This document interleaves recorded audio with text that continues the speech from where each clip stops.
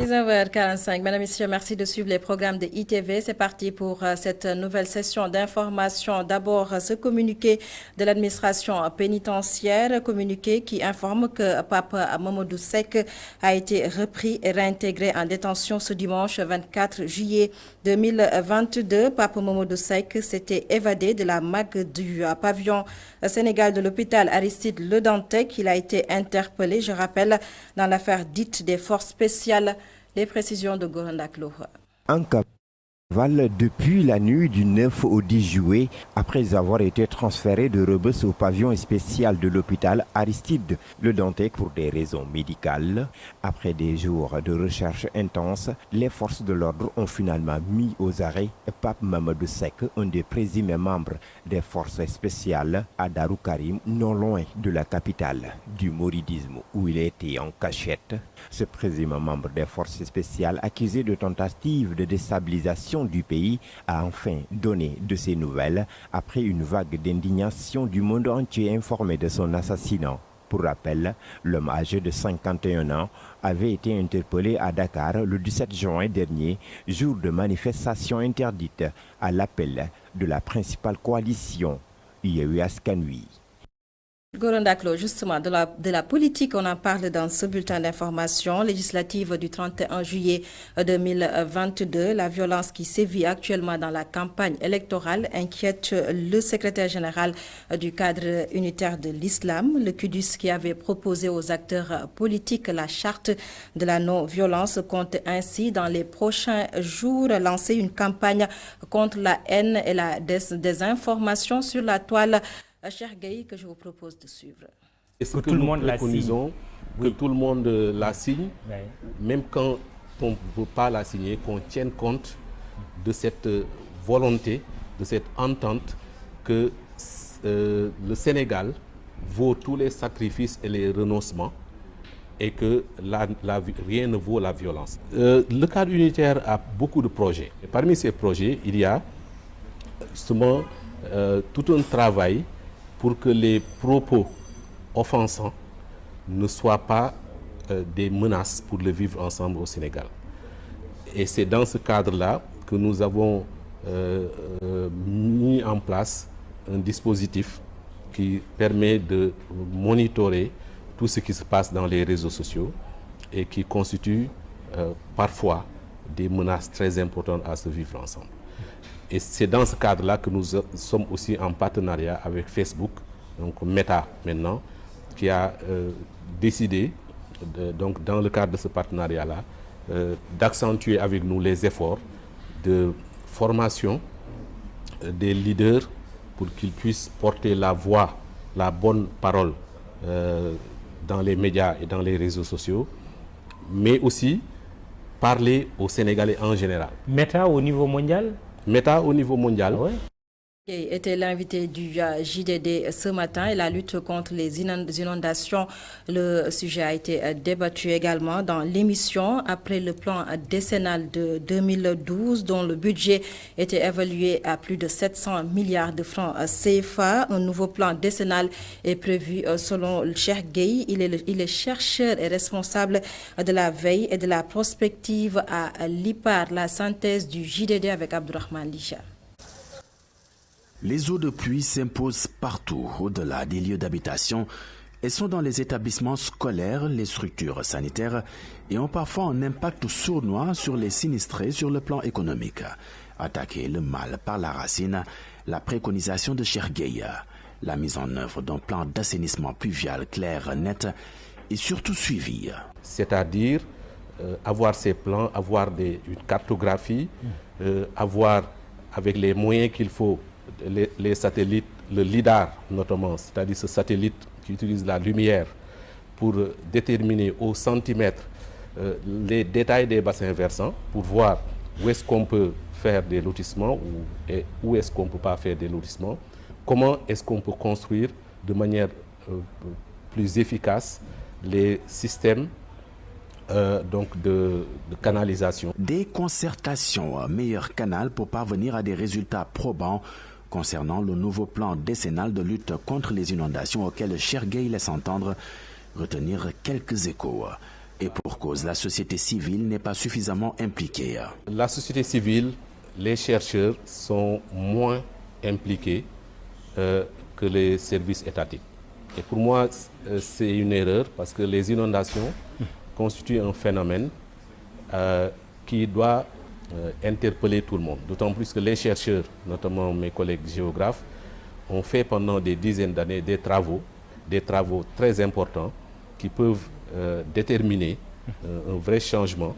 Et j'encourage l'État à ouvrir ces espaces de discussion parce que justement les chercheurs sont là pour ça. Plus de communication afin que tout un chacun puisse saisir la quintessence des plans de lutte contre les inondations et les aspects pris en charge, l'invite du responsable de la veille et de la prospective à l'IPAR, secrétaire permanent du rapport alternatif sur l'Afrique et secrétaire général du cadre unitaire de l'islam au Sénégal. C'est encore plus mûr aujourd'hui que jamais. Abdourahmane, pendant ce temps, l'eau manque à Gandiol, c'est dans la région de Saint-Louis, dans le nord du Sénégal. Les populations exigent de l'eau potable alimentée par des camions citernes. Elles estiment que cela n'est plus suffisant pour leur approvisionnement. La SONES, quant à elle, rassure et explique le problème par les travaux qui sont en cours. La correspondance de Momar Alisnia. Les populations de Gandiol expriment leur ras-le-bol. Elles n'en peuvent plus d'éprouver toujours d'énormes difficultés pour étancher leur soif. Nous, on n'a plus besoin de citernes. On en a besoin parce que tout simplement, on est dans une situation où on ne peut plus vivre la journée. Mais ce n'est pas des citernes qu'on a demandé. On en profite, mais ce n'est pas ça qu'on veut.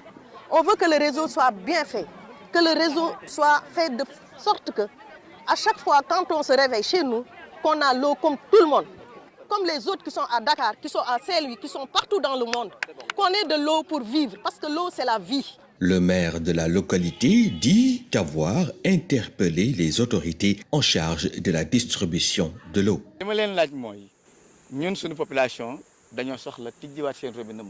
J'ai personnellement interpellé les autorités de la SONES en leur demandant que les populations veulent que l'eau revienne au niveau des robinets. Quand est-ce que sera possible? Ils m'ont dit, comme c'est des opérations techniques, ils ne peuvent pas dire exactement quand est-ce que cela se fera.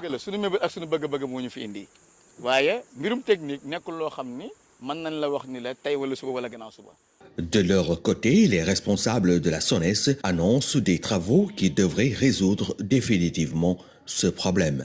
Nous avons mis en place un programme de renouvellement qui va permettre de fluidifier la circulation et la distribution de l'eau dans la localité.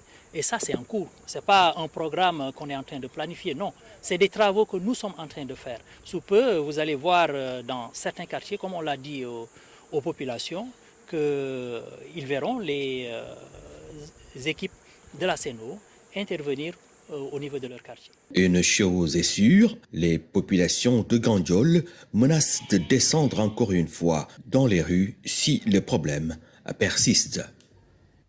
Momar Alisnia, et puis formation au métier du tourisme, une délégation du campus des métiers de la Guadeloupe séjourne actuellement au Sénégal et c'est pour aider la Fédération des offices et syndicats d'initiative du tourisme du Sénégal à booster le secteur. Une convention a été signée dans le cadre de cette coopération.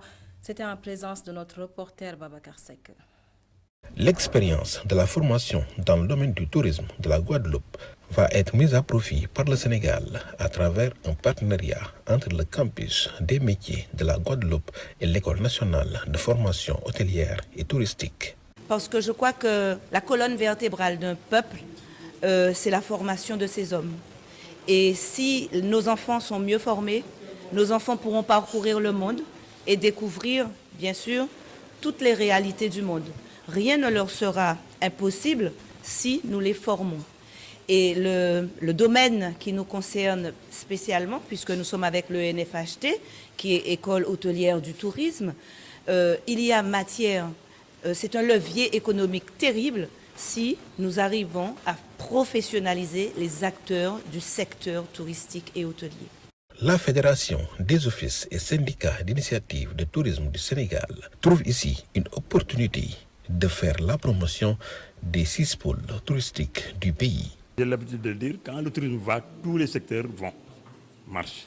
Parce qu'il a un effet d'entraînement bénéfique sur tous les autres secteurs.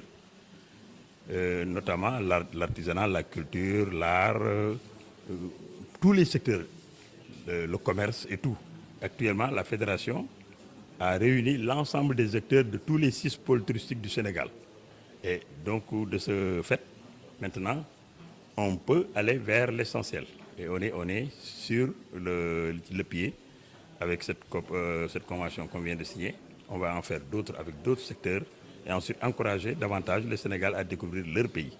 La visite de la délégation guadeloupéenne au Sénégal a été l'occasion de constater que les deux peuples partagent de nombreuses réalités.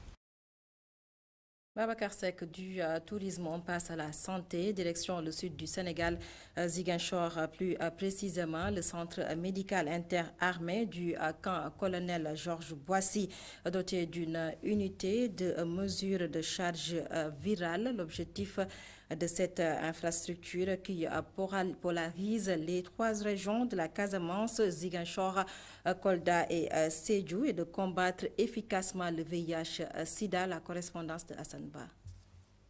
Dans le cadre du relèvement du plateau technique médical de la région de Ziguinchor, le centre médical interarmé du camp colonel Georges Boissy se dote d'une unité de mesure de charge virale pour la prise en charge des personnes séropositives. L'infrastructure va permettre de lutter efficacement contre le VIH-Sida dans toute la zone. Cette plateforme entre dans le cadre de la lutte contre le VIH et du suivi correct des patients. Aujourd'hui, nous sommes confrontés à certaines difficultés que vous ne manquez pas de savoir au niveau de la région de Ziguinchor, allant dans le sens aujourd'hui du suivi, surtout de ces patients.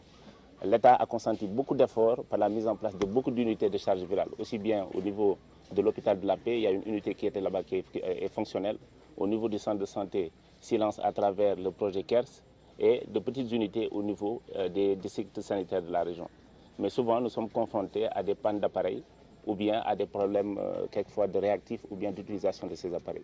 L'installation de cette machine de mesure de la charge virale est le fruit d'un partenariat novateur entre un partenaire technique et financier du département de défense des États-Unis, un partenaire national des forces armées et un autre partenaire de l'organisation de la société civile, l'Alliance nationale des communautés pour la santé. C'est d'une importance capitale parce que cela permet de renforcer les capacités de la région dans le traitement des personnes vivant avec le VIH. Cela permet aussi d'améliorer le traitement et d'avoir une offre de services de proximité. Parce qu'avant que la machine ne soit installée ici, nous avions souvent des difficultés au niveau de la région de Ziguinchor, mais dans toute la zone sud, Kolda, Sédhiou, à accéder à la mesure de la charge virale. Cette unité de mesure de charge virale polarise les régions de Ziguinchor, Kolda et Sédhiou, des régions connues pour leur vulnérabilité au VIH-Sida du fait de leur position géographique. Aujourd'hui, si on a un outil pareil qui permettra d'accroître les capacités de ce centre et permettre aux personnels médicaux de pouvoir les prendre en charge ici sans les référer à Dakar ou bien dans les autres centres avec les délais, je pense qu'aujourd'hui c'est un motif de satisfaction pour moi-même, mais également pour le chef d'état-major général des armées qui nous a confié la mission. Le commandant de la zone militaire numéro 5 appelle à la vulgarisation de cet outil pour faire savoir à la population qu'au niveau du CEMIA, il y a un outil d'une pareille capacité qui a été installé et qui pourrait permettre d'améliorer la prise en charge de la lutte contre le sida. Hassan Ba, Cheikh Sadbou Ould Cheikh Mohamed, intronisé comme le 9e khalife général de la Khadriya, Ngoumba Géoul, dans la région de Louga.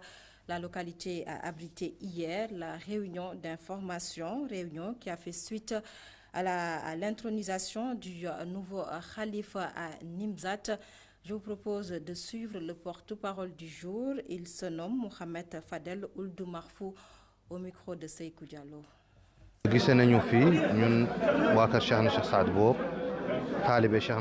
Nous nous sommes concertés aujourd'hui pour trouver consensus sur le choix du khalife. Nous étions d'abord à Nimzat pour aborder la question du choix du khalife. Et c'est le plus âgé qui a été choisi, qui est aujourd'hui Cheikh Sadbou Ould Cheikh Talibouya Ibn Cheikh Sadbou.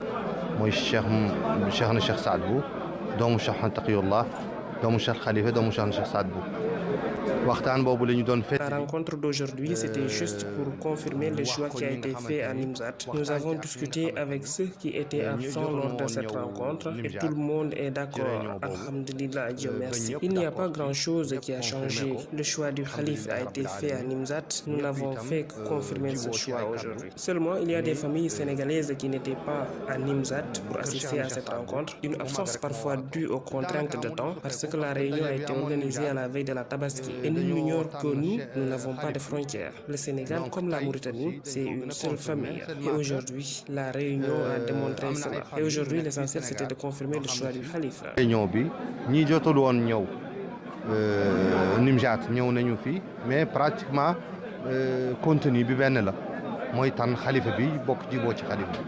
Les propos du porte-parole du jour de la famille Khadria, Mohamed Fadel Ould Marfou, recueilli et traduit par Sekou Diallo. C'est la fin du bulletin d'information. Merci de nous avoir suivis. Passez d'excellents moments en compagnie de nos programmes.